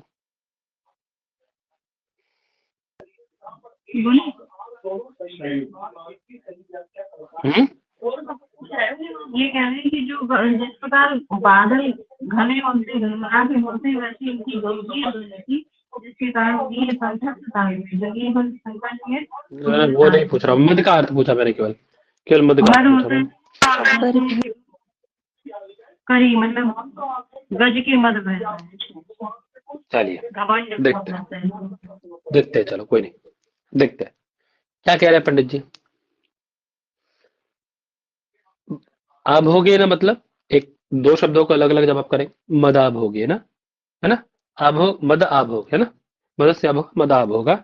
मद की, जो मद जानते हैं ना, एक मदोन्मत्त बोलते हैं, मदोन्मत्त हाथी है ना, मद से उन्मत्त है, तो वही मद, उस मद के आभोग यानी उसकी परिपूर्णता से, है ना, उसके परिपूर्ण होने के कारण, ठीक है, अब उसमें मद इतना भर गया, पर्याप्त हो गया एकदम, उस कारण से वो कैसा है, उस कारण से कैसा हो गया? मद के आभोग के कारण कैसा हो गया वह? कैसा हो गया मदा भोग के कारण? बोले तो मदा भोगे न यह घनध्वान, तृतीय है ना, मदा भोग से घन ध्वनि वाला है। घन ध्वनि मतलब गंभीर नाद वाला है ना। कौन है ऐसा मदा भोग से घनध्वान? कौन हो गया? बोलिए जी। पुष्कर आयते।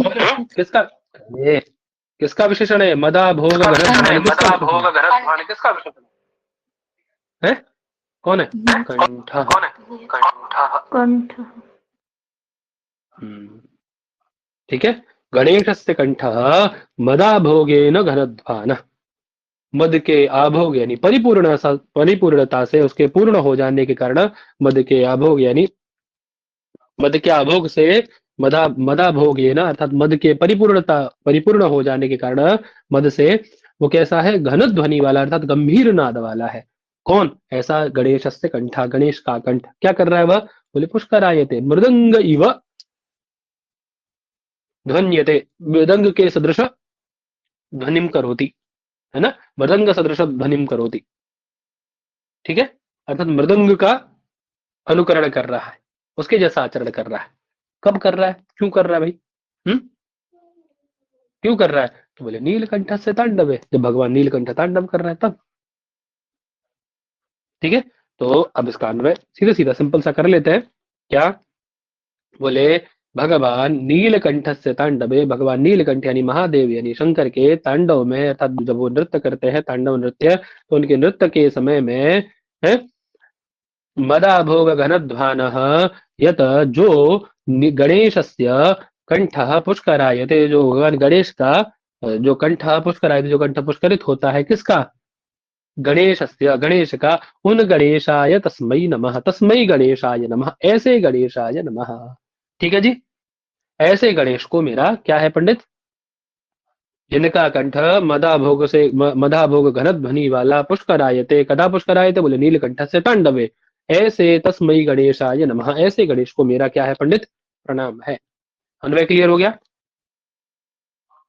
बोलिए हाँ के ना, जी सर। अब इसका दूसरा अर्थ देख लेते हैं। नीचे वाली लाइन में थोड़ा श्लेष है, क्या श्लेष है देखिए, है ना। अब क्यों कहा है मृदंग से ये नीलकंठ से तांडव, तो नीलकंठ भगवान शिव है, और एक नीलकंठ किसको बोला जाता है पंडित जी, जिसको बोलते हैं खंडाश्लेष। दो प्रकार का श्लेष है, खंडाश्लेष अखंडाश्लेष। अब यहाँ पे खंड श्लेष है, ठीक है, तो ये खंड करोगे इसका तो आपको श्लेष निकल के आएगा बाहर, ठीक है ना। अब नीलकंठ का अर्थ कर लो या मयूर, मोर, मोर देखा ना, उसका भी कंठ नीला ही होता है ना। तो बोले यथा, जब नीलकंठ यानी मोर के, है ना, तांडव, जब वो नृत्य करता है, मयूर नृत्य करता है ना, कब करता है वो मयूर नृत्य, है मयूर नृत्य कब करता है पंडित जी, वर्षा वर्षा मेघ की ध्वनि पे, है ना, बात समझ आ रही है क्या, क्या करता है वो, बोले नीलकंठ के तांडव में क्या हो रहा है, बोले मदा भोग घन ध्वाना, जो घन अर्थात मेघ है वो क्या करते हैं, ध्वनि करते हैं ना, नहीं करते हैं, उनमें उस नीलकंठ के यानी मयूर के तांडव, मयूर के नृत्य में जो मदा भोग से परिपूर्ण अर्थात मद से यानी जल से परिपूर्ण जो घनध्वान है वो पुष्कर आए थे, वो मृदंग के जैसा आचरण कर रहे हैं नीलकंठ के तांडव में। एक ही अर्थ बना लो इसका, बन जाएगा ना इतना, क्यों जी, बन जाएगा ना, दो अर्थ बन गए ना, क्लियर है था। जिस प्रकार ये न प्रकार, अब इसका अर्थ कर लो, सीधा सिंपल सा अर्थ बन जाएगा आपका, है ना। बोले ये न प्रकार, जिस प्रकार से मदाभोग से परिपूर्ण घन यानी मेघ, है ना, ध्वनिम करोति, अध्वानो ध्वनिम करोति, तद्वदेव वैसे ही, है ना, नीलकंठ यानी मयूर के तांडव में, मयूर के नृत्य में ये न प्रकारेण मदाभोग से परिपूर्ण घन यानी मेघ पुष्करायते यानी मृदंग के समान ध्वनि करता है, उसी प्रकार से तद्वद एव भगवान नीलकंठ के तांडव में, है ना, जो गणेश का कंठ है मदाभोग घन ध्वान अर्थात मद से परिपूर्ण, है ना, गंभीर नाद वाला जो भगवान गणेश का कंठ है वो भी पुष्करायते, है ना। अब जिनका कंठ ऐसे पुष्करायते तस्मै गणेशाय नमः, बात क्लियर हो गई, है ना। तो उपमा दिखाई दे रही है ना, इसमें उपमा की जा रही है ना।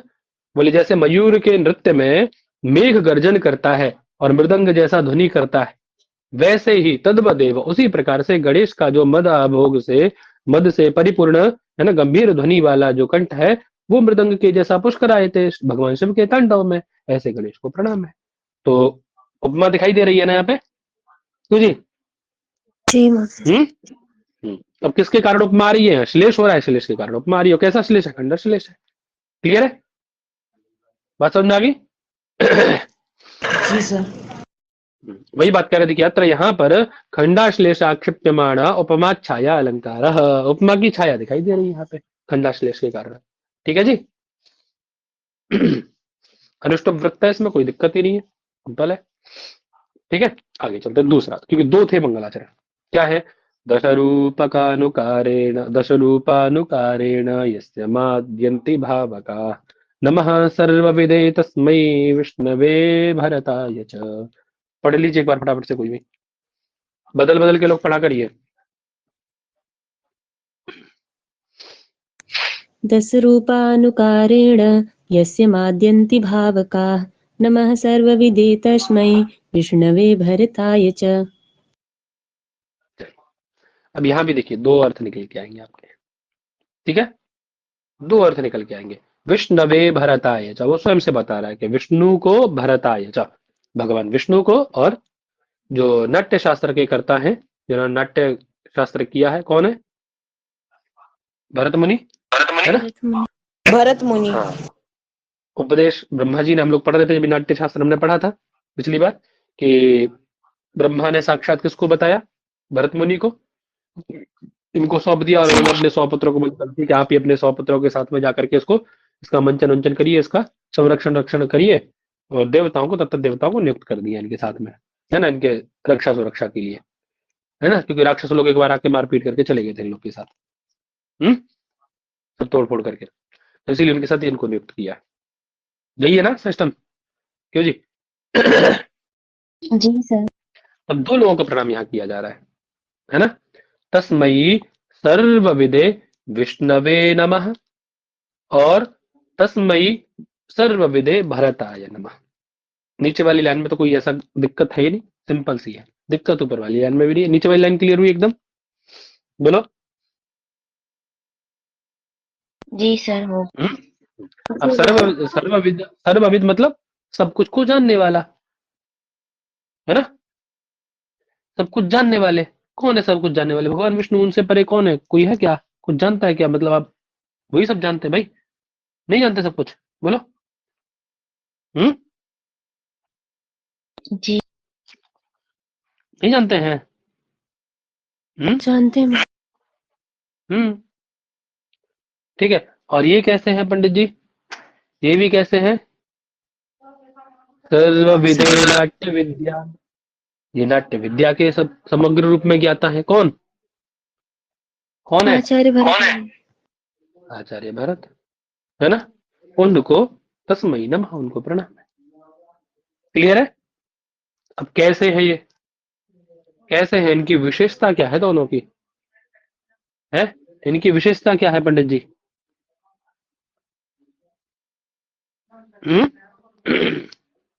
आवाज आ रही मेरी? इनकी विशेषता क्या है? दश रूपानुकारेण यस्य माद्यन्ति भावकाः। यस्य, जिनके 10 रूपानुकारेण। अब 10 रूपानुकार एक शब्द है। कौन शब्द है? दश रूपानुकारेण। 10 रूपानुकारेण। इसके दो अर्थ करेंगे आप पंडित जी। क्या दो अर्थ करेंगे? एक, पहले विष्णु जी की परख कर लीजिए ना। 10 रूपानुकारेण मतलब 10 अवतार थे ना भगवान के। जी 10 अवतार अलग अलग थे ना। वामन, मत्स्य, सबसे पहले मत्स्य अवतार, फिर कूर्म, है ना, और कच्छप, ये सब वामन इत्यादि हुए ना सब अवतार। रामकृष्ण इत्यादि सब अवतार हुए ना। तो जिनके 10 रूपों का अनुकारेण, ठीक है। इसी प्रकार भावकाः का भी अर्थ दो कर लो पंडित जी, है ना। उनके 10 रूप का, 10 रूपों के अर्थात जो 10 ये इनके जो स्वरूप है ना, जो दशावतार है, उन दशावतारों का अनुकरण करने वाले, उनके अनुकरण करने वाले अर्थात उनका ध्यान करने वाले जो भावकाः, है ना, जो उनके योगी लोग हैं। ठीक है जी पंडित जी? जी आवाज आ रही मेरी? जी आ रही है। जी सर। यस्य भावकाः, जिनके भावक अर्थात जिनके जो भक्त इत्यादि लोग हैं, वो माद्यंती, है ना, उनका अनुकार करके अर्थात उनका ध्यान करके उनके भावक लोग माद्यंती यानी हृष्यंती, प्रसन्न होते हैं, आनंदित होते हैं, है? तस्मयी, ऐसे विष्णु सर्वविदे विष्णवे नमः, ऐसे सर्वविद भगवान विष्णु को प्रणाम है। ठीक है जी? इतनी बात क्लियर हो गई। अब 10 रूपक ले लो, ये इनको ले लो। अब 10 रूपक आपके सब नाटक वाटक है ना, 10 रूपक है उधर, वही जी है ना। जी सर। नाटक, भाण, प्रकरण इत्यादि जितने भी हैं, उनका अनुकरण करके, नाटक आदि का अनुकरण करके, ठीक है। अरे कोई मंचन करेगा, मंचन करने के बाद क्या होगा? जो भावक व्यक्ति अर्थात जो उनका अनुकरण कर रहा है ना, जो आनंद लेने वाला व्यक्ति, अब यहाँ इसका अर्थ रसिक कर लेंगे ना, जो उसका रसास्वादन करने वाला व्यक्ति, भावक मतलब रसास्वादन करने वाला जो व्यक्ति है, माद्यंती वो आनंदित होगा, रश्यंती जिनके यस्य जिनके 10 रूपों का अर्थात 10 रूपकों का नाटक आदि का अनुकरण के द्वारा रसिक रसास्वादिका जो रसास्वादक लोग हैं, जो भावुक लोग हैं, वो माद्यंती आनंदित होते हैं। ऐसे तस्मयी भरताय सर्वविदे भरताय नमः। क्लियर है पंडित? सबको समझ में आ गए? क्यों जी? आवाज आ रही है मेरी? ठीक है ना? दशरूपानुकारेण में भी देखिए आपका श्लेष 2 जगह श्लेष है, दशरूपानुकारेण और भावका में 2 जगह श्लेष है ना? ठीक, और दोनों जगह अलग अलग अर्थ हो जाएंगे जो मैंने करके आपको बता दिए।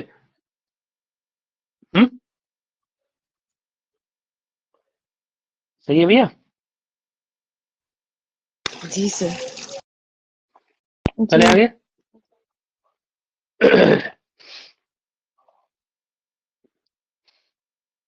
अब ऐसा कह रहे कहीं, मतलब ये भी मिलता है देखने में कि ये विष्णु करके, भगवान विष्णु को प्रणाम न करके ये प्रणाम कर रहे हैं अपने पिताजी को, है ना? इनके पिताजी का नाम जो धनिक है ना, जिन्होंने ये ग्रंथ लिखा है, आचार्य धनिक, वो विष्णु करके अपने पिताजी, इनके पिताजी का नाम था, तो उनको प्रणाम कर रहे हैं। ठीक है, ऐसा मिलता है। ठीक है पंडित जी? अगर उनके पिताजी को प्रणाम कर रहे हैं तो इसका फिर 10 अवतार नहीं मिलेगा 10 ना रूप का अलग फिर अर्थ कुछ और हो जाएगा उसमें। जी। कहीं मतलब ऐसा देखने में मिलता है। टीका वीका पढ़ेंगे तो देखने में मिलेगा आपको। ठीक है जी, वही बात देखिए आगे टीका लिख रहे हैं तो समझेंगे आप। एकत्र अर्थात मत्स्य कूर्मादि प्रतिमा, वो भगवान विष्णु पक्ष में हो जाएगा, मत्स्य कूर्म इत्यादि 10 रूपक का अर्थ। ठीक है, अन्यत्र उसका अर्थ क्या हो जाएगा? बोले रूपक नाटकादि नाम अनुकृति ना। ठीक है, यस्य जिनके भाव का अर्थात धेतारः रसिकाश्च। अब विष्णु पक्ष में लेंगे, मत्स्य कूर्मादि प्रतिमा नाम धेतारः ध्यान करने वाले, माद्यंती अर्थात हृष्यंती। ठीक है, आनंदित होता है। तस्मयी ऐसे विष्णवे, है ना, विष्णु को सर्वविदे विष्णवे नमः, विष्णु को प्रणाम है। और यदि आप भरत पक्ष में ले लेंगे तो क्या कहेंगे पंडित जी? बोले यस्य जिनके रूपक नाटक आदि का अनुकृति करने वाले, भावकाः यानी रसिकाः, है ना, हृष्यंती प्रसन्न होते हैं, ऐसे तस्मयी भरताय नमः, ऐसे भरत को मेरा प्रणाम है। क्लियर है भैया? जी जी। सबको? अब देखिए 2 प्रकार के प्रवृत्ति निमित्त होते हैं। आपकी प्रवृत्ति किसी ग्रंथ में होगी, इसके लिए कोई ना कोई निमित्त बनाया जाता है। तो 2 प्रकार के प्रवृत्ति निमित्त बनाए जाते हैं, 2 भागों में बांटा है इन्होंने। एक श्रोता को, कि आपके ग्रंथ में श्रोता क्यों प्रवृत्त हो, सबसे पहली बात। ठीक है, और फिर चलो ठीक है, सामने वाला व्यक्ति प्रवृत्त होगा, लेकिन आप क्यों इसमें प्रवृत्त हुए? तो श्रोता का प्रवृत्ति निमित्त, यानी सामने वाले आपके ग्रंथ को पढ़ने में क्यों प्रवृत्त हो, उनका क्या लाभ, प्लस आप क्यों प्रवृत्त हुए इसको लिखने में, आपका क्या लाभ। बात समझ में आ गई? तो दोनों की प्रवृत्ति अलग है। अरे भाई, आप भोजन बनाते हैं, आप भोजन बनाने में प्रवृत्त क्यों हुए या क्यों हुई, ये आपका पॉइंट ऑफ व्यू है। ठीक है, अब उससे बना के आप परिवार को लाभ दे रहे हैं, यानी परिवार को उसका उदर पूर्ति हो रही है, तो ये दूसरे का लाभ हो गया। तो 2 प्रवृत्ति निमित्त हुए ना किसी भी कार्य के, प्रत्येक कार्य के 2 प्रवृत्ति निमित्त होता है, एक अपने लिए, एक दूसरे के लिए। ठीक है, तो अभी पहले दूसरा वाला प्रवृत्ति निमित्त ये बता रहे हैं, श्रोतो प्रवृत्ति निमित्तम प्रदर्शित है। ठीक है जी, बात समझ आ गई? जी नीचे वही लिखा है उन्होंने, जी सर। कह रहे किसी ग्रंथ की रचना के 2 प्रकार के प्रयोजन होते हैं, पाठकों की दृष्टि से और लेखक की दृष्टि से। दोनों का क्रमशः निरूपण किया जा रहा है। पहले श्रोता वाला यहाँ पे बताया जा रहा है। ठीक है, कि श्रोता इसमें क्यों प्रवृत्त हो। क्लियर? क्या कह रहे हैं? कस्यचिदेव कदाचित् दयया विषयं सरस्वती विदुषः घटयति कमपि तमन्यो व्रजति जनो येन वै दग्धीं। पढ़ दीजिए एक बार कटाक्ष।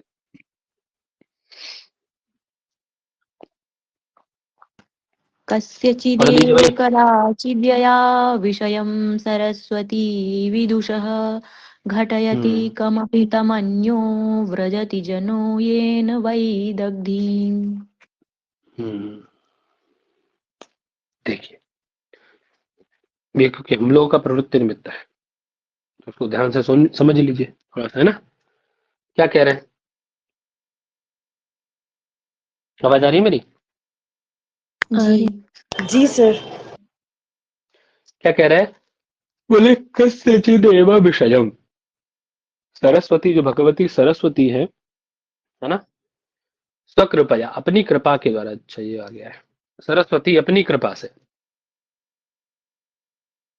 क्या करती हैं पंडित जी? कस्यचिदेव विदुषा, किसी किसी विद्वान को, किसी पे ऐसी कृपा करती है सरस्वती कि वो कुछ लिखे, और वो लिखे तो हम उससे लोगों का उपकार हो, समाज का उपकार हो, लोग उसको पढ़ें और उससे सीखें, ये इसका भाव है, अन्य लोग भी उससे लाभ लें। तो वही कह रहे, बोले कदाचित ही ऐसा होता है कि सरस्वती कृपा करके, सरस्वती अपनी कृपा से, स्वकृपया कृपा के द्वारा, अपनी कृपा के द्वारा कस्यचिदेव विदुषा, ठीक है ना, कच्चिदेव विषय, किसी किसी विषय को ही, समझना, कस्यचिदेव विदुषा, इसका अन्वय इसके साथ कर लो, किसी किसी विद्वान, विदुषा कवि, कवि लिख लो आगे, विद्वान कवि एक ही बात है, बाकी नहीं तो, ठीक है ना। कंचिदेव विषय, है ना, कंचिदेव विषय, किसी विद्वान को किसी भी विषय को, कंचिदेव मतलब किसी किसी ही विषय, है ना, किसी विषय को ऐसा क्या कर देती, कंचिदेव विषय अर्थात किसी विषय को ही, ऐसे कोई विषय को, ऐसे विषय से उसको क्या कर देती है पंडित जी? घटयति, विघटित कर देती है उसकी बुद्धि में, कोई विषय ऐसा, जिससे क्या होता है? ये ना, जिसके द्वारा क्या होता है?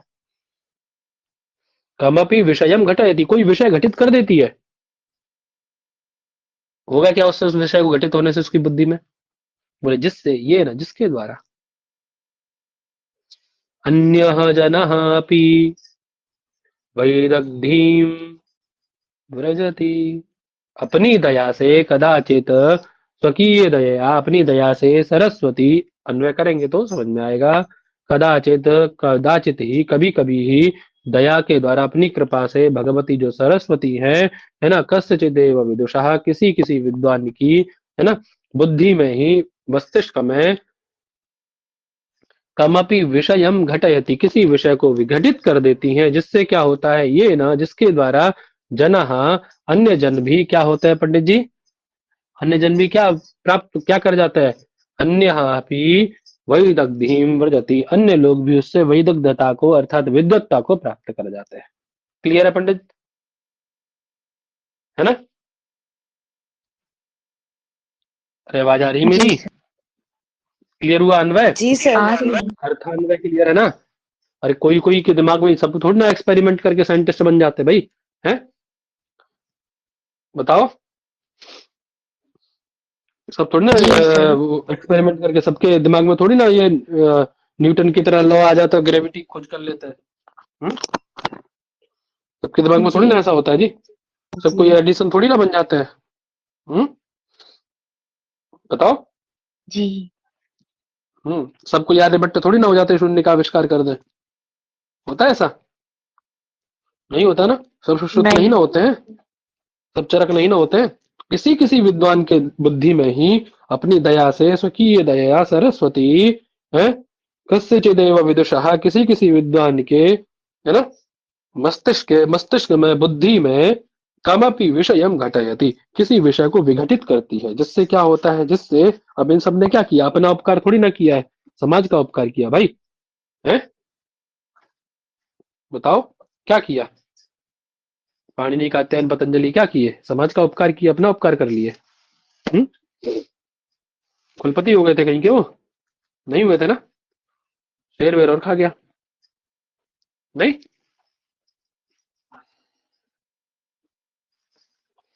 जिससे ये ना जिसके द्वारा जनः अपि अन्यः जनः अपि वैदग्धिम व्रजति, जिसके द्वारा अन्य लोग भी विदग्धता को अर्थात विद्वत्ता को प्राप्त करते हैं, पांडित्य को प्राप्त करते हैं। तो क्लियर हो गया होगा अन्वय सबको।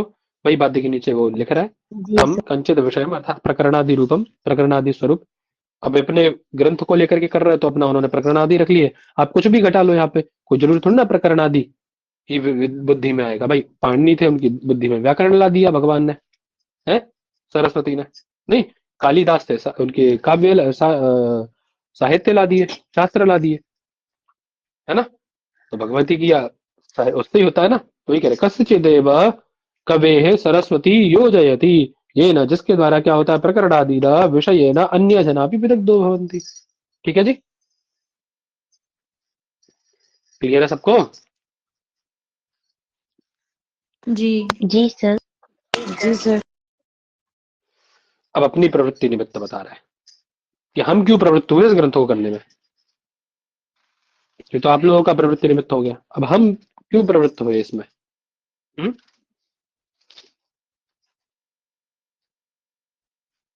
तो अब अपने इनके प्रवृत्ति निमित्त को हम लोग कल पढ़ेंगे। ठीक है, थोड़ा सा जल्दी खींचेंगे, कल आज वो थोड़ा सत्कार्यवाद में समय चला गया, है ना। स्क्रीन नहीं। बंद कर दी मैंने पंडित जी। सुबह सब लोग चाहिए 5 बजे, ठीक है 5 बजे आ जाया करो। 5 बजे।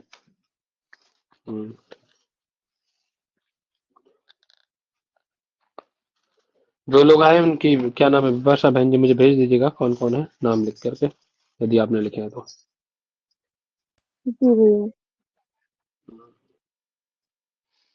हालांकि इसमें अटेंडेंस का ऑप्शन है बट पता नहीं कैसे होता है,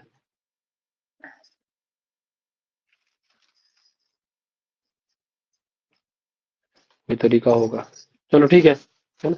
जहाँ से रिकॉर्डेड क्लास होती है ना, वहीं पे एक ऑप्शन आता है, उसके नीचे उसको आप कर